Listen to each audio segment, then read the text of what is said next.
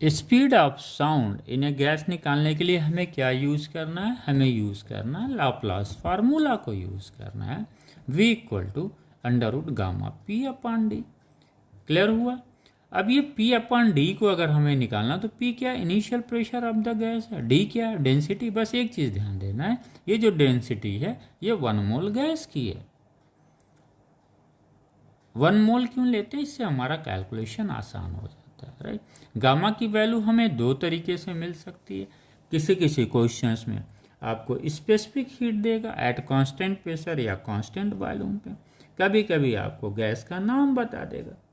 जैसे हाइड्रोजन बता दिया तो आपको पता है डायटॉमिक है, ऑक्सीजन गैस बता दिया तो आपको पता है वो भी डायटॉमिक है, हीलियम नियॉन बताया तो आपको पता है ये मोनोएटॉमिक है। अब मोनोएटॉमिक गैस का डिग्री ऑफ फ्रीडम कितना होता है, 3 होता है।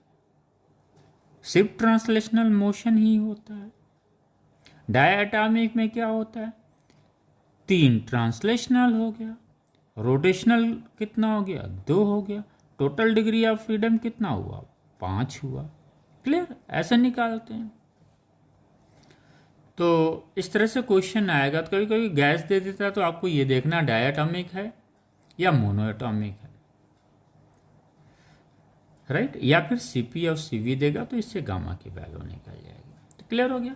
सपोज 1 मोल ऑफ गैस का n इक्वल टू 1 तो Pv इक्वल टू RT मिलेगा हम लोग।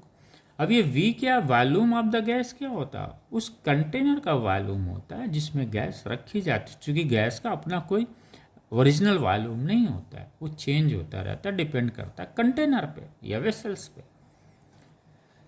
सपोज उसका अगर वॉल्यूम है V गैस का, या जिस कंटेनर में रखा है उसका वॉल्यूम V है 1 मोल गैस का, और उसका मॉलिक्यूलर मास कैपिटल M है, डेंसिटी क्या हो जाएगा, m अपॉन V हो जाएगा। यही डेंसिटी वॉल्यूम क्या हो जाएगा, फिर मॉलिक्यूलर वेट अपॉन डेंसिटी।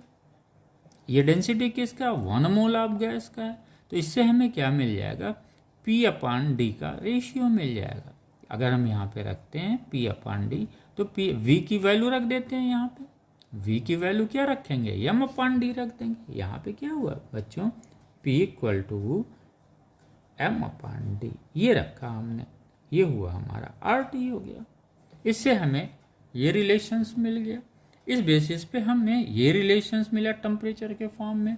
फिर हम कह सकते हैं at constant temperature the speed of sound is inversely proportional to square root of molecular wait.